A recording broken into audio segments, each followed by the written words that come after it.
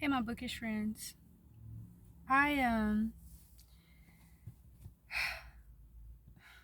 I finished reading 1984, and my feelings, they're not even all over the place. Every time I think about that book, I feel bleak. I feel despair. I feel hopelessness. And all those things are the complete opposite of my personality. I don't know if you've visited my channel before. Hi, all my subscribers. But if you know me, you know those are complete adjectives to my natural personality. I am a very feeling person. I have a background in human behavior, human development, psychology. So this was a very difficult read for me. It's one of those experiences that the emotions were so overwhelming when I was reading 1984 that I would catch myself. I'm doing it now. I would catch myself almost panicking, holding my breath, not realizing I was so tense because the paranoia, the brainwashing, the anti love, it's beyond anything I've ever read and experienced. And I've been through a lot. Hence, a lot of things, a lot of books trigger me because of my life experience. And I won't necessarily say that 1984 triggered me, but it it pulled, man, just thinking about it, my chest feels heavy. 1984 draws emotions from me as a collective in view of society. I think this book is excellent for sociology majors. Oh, I think this book is excellent for political science majors. Anyone that's interested anywhere remotely, close to those fields. Of course, philosophy, but this was a little different because the psychology was so heavy in this book. If you've clicked on this video 9 times out of 10, you've heard and probably read 1984. And I really don't want to give a synopsis because I don't really do that for books that are so popular, but in very short form, 1984 is heavy with political propaganda that's filtrating through a system governed by Big Brother, which is a government. It is a machine, and it is to captivate and enclose not just the people, but their minds. Like your dreams are not even your own. Your dreams can make you guilty. And I'm not talking about aspirations. I mean, that too, but I'm talking about literally when you're asleep. This was a whole nother level of dark psychology fiction. I don't even know if that's a thing. Like, it wasn't, I guess in a sense it was a psychological thriller, but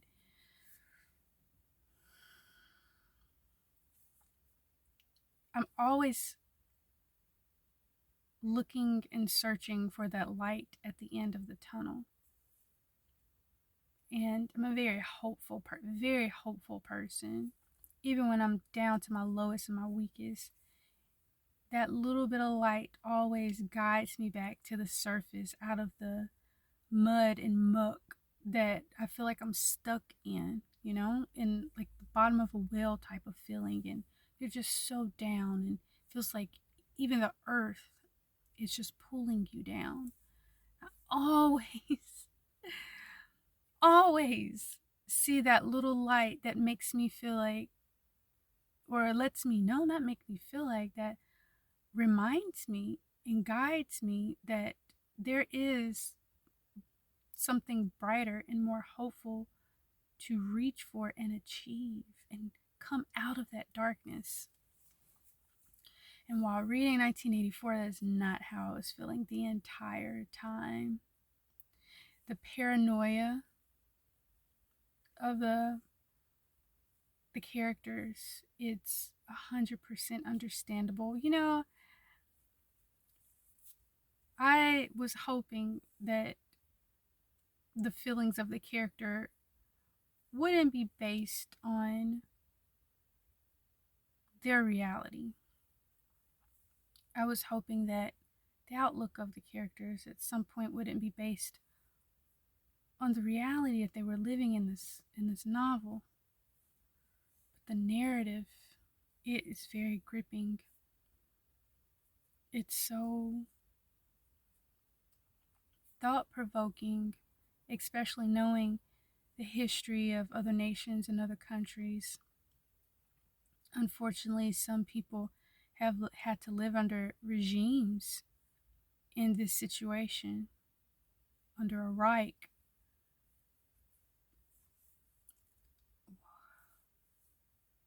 It takes my breath away in a very negative way. See, I got off topic again, but 1984, I was not prepared for how totalitarian the control was. And it sickens me to think, especially in my field, how those that just say this is fiction, but those that are in the position to experiment with psychology, which should be for the enhancement of life as human, to enhance the quality of life, is, there's so many words to say this, is darkened, is abused, is flipped, is sadistic.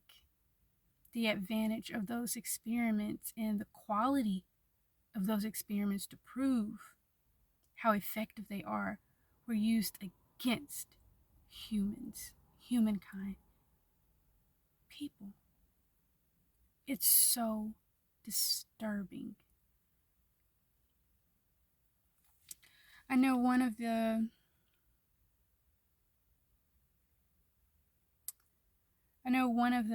quotes, or one of the sayings, like a slogan, was war is peace, freedom is slavery, ignorance is strength.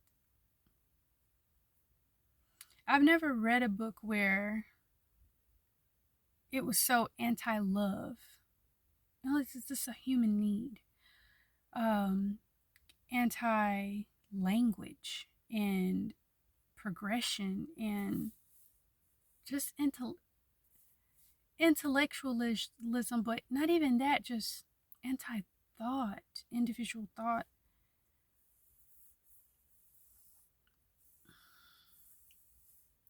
I don't know. I just feel like 1984 should be classified as like a horrific or a horror slash thriller. Not really just philosophical. Like it was terrifying.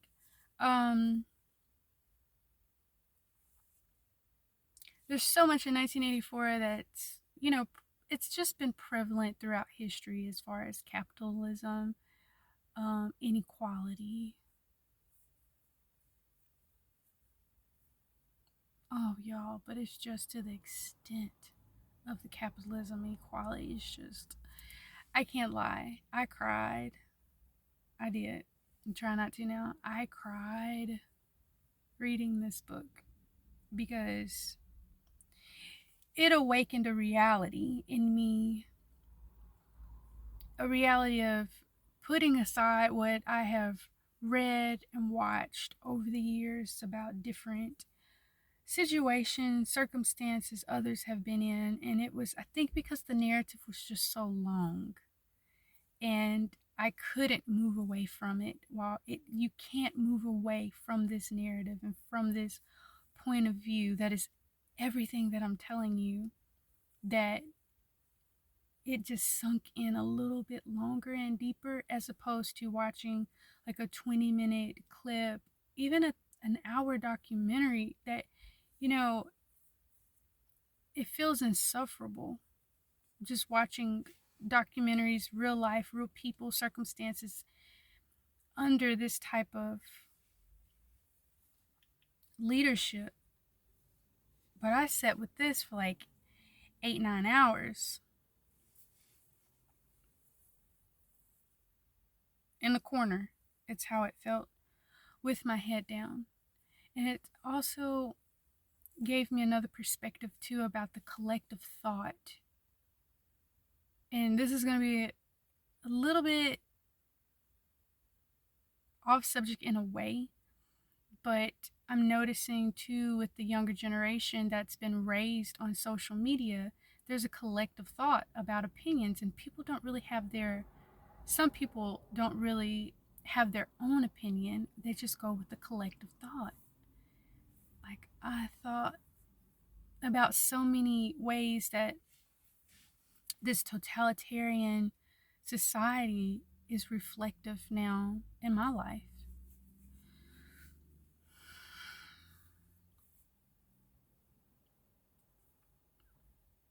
And just talking about it gives me an uneasiness in my stomach. I just really I didn't know what I was going into. Read in 1984, when I knew it would be a dystopian society, I knew it was futuristic. But the propaganda was someone's real life experience. Hundreds of thousands of people's real life experience.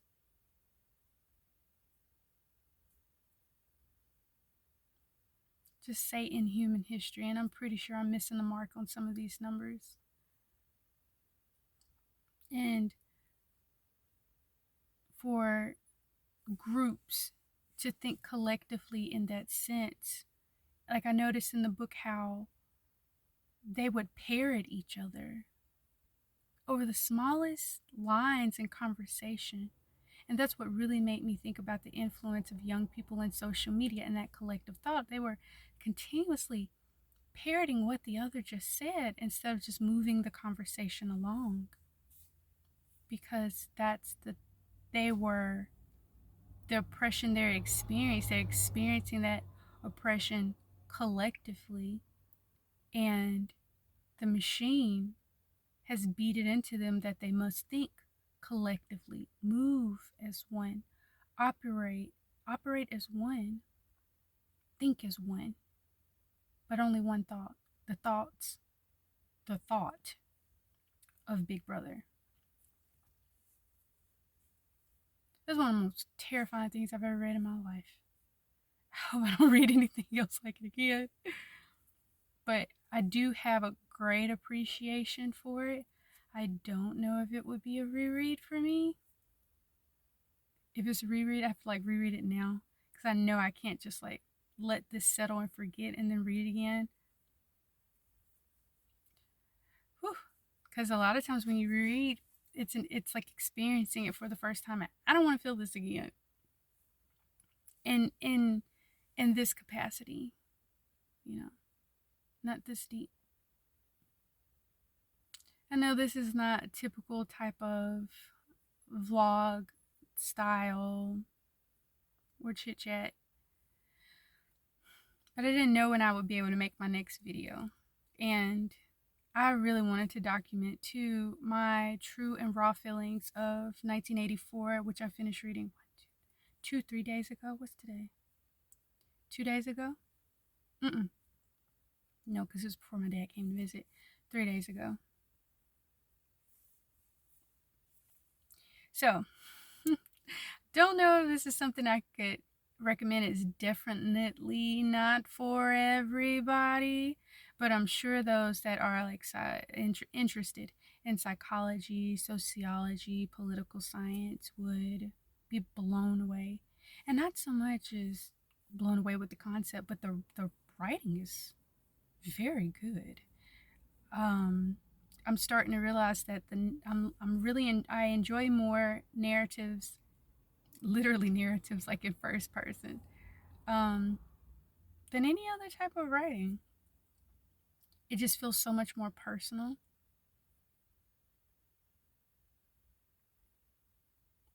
But I can't say that this was it written that way? No, it wasn't even. That's the thing. The writing was so good. I had to think about it. It wasn't even written in first person. Wow. Wow. I have to look and see how, what style, what person writing it was, because it really didn't feel like third, if you know what I mean. Anyways,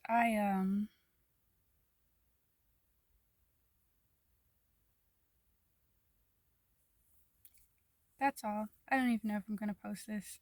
This was a very depressing book, but it's definitely a worthy read. It's definitely a worthy read, and I understand why it's a classic. So if you don't mind feeling suffocated, a little anxiety, some depression, because it's gonna come 9 times out of 10. If you are a feeling person like me, you'll probably enjoy 1984. Bye, y'all. See you in the next one. I gotta go pay some bills now.